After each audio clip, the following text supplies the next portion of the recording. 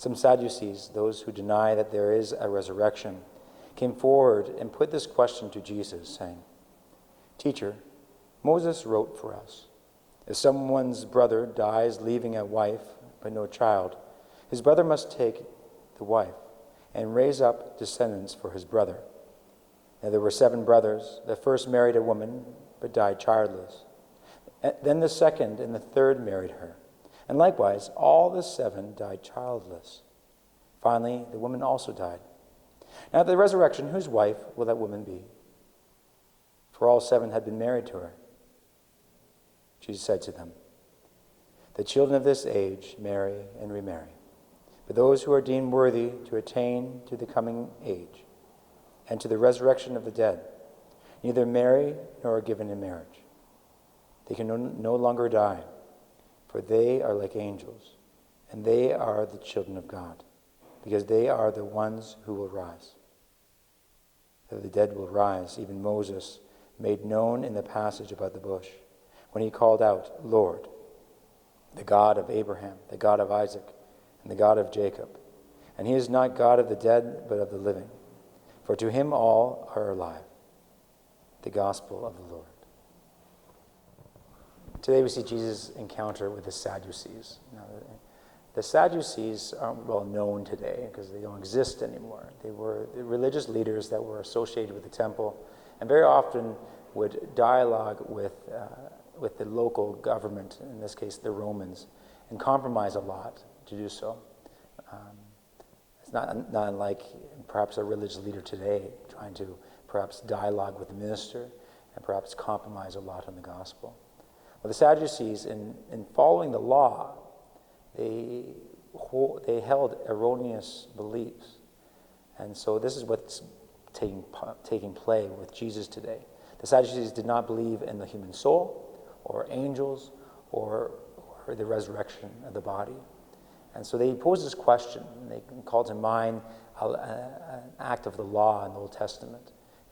When someone dies, if a husband dies without children, the brother should take that woman as wife and bring children to the world as a memory of his brother. So they give this parable to Jesus about 7 brothers who marry the same woman, and they all die, but there's no children. And they ask whose wife will she be?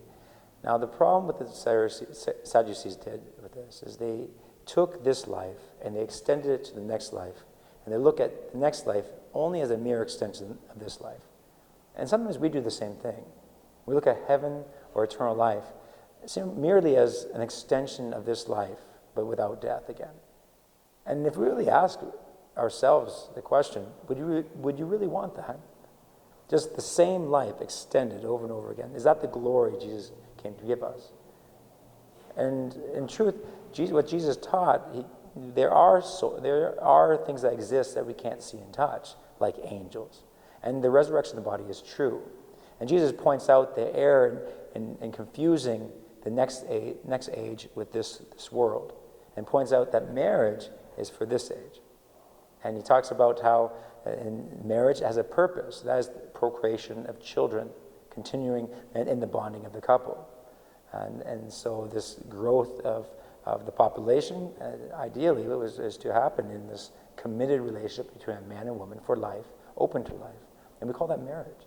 Whether it be a civil marriage, if someone does not have any beliefs. Even before Jesus came, marriage was understood to be a faithful commitment, although there's been deviations of it.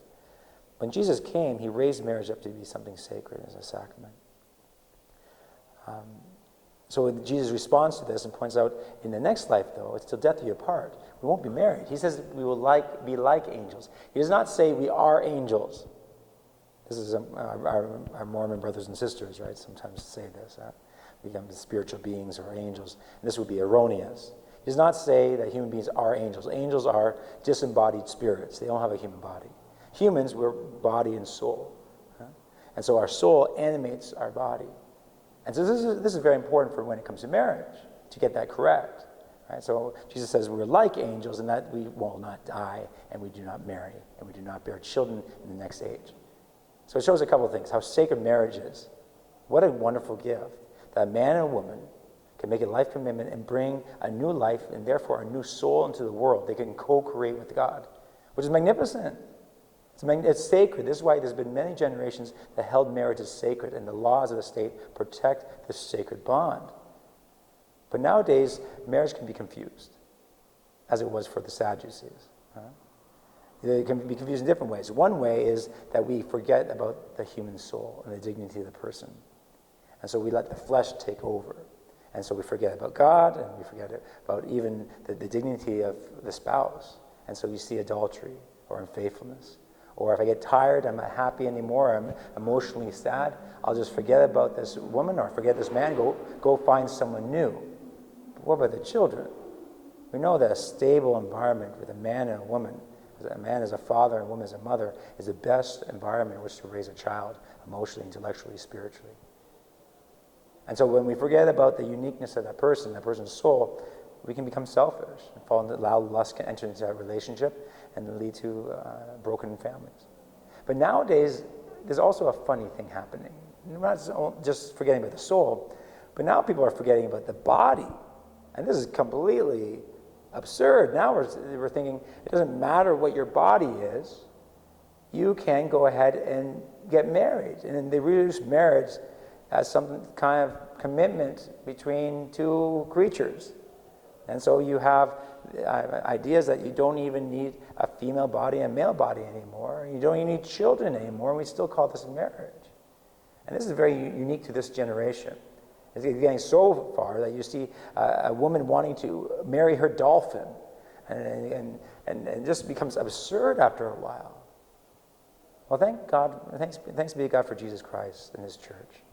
Just as Jesus dialogued with the Pharisees and calling to mind the God of Abraham, the God of Isaac, and God of Jacob, that this is the God of the living, not the dead.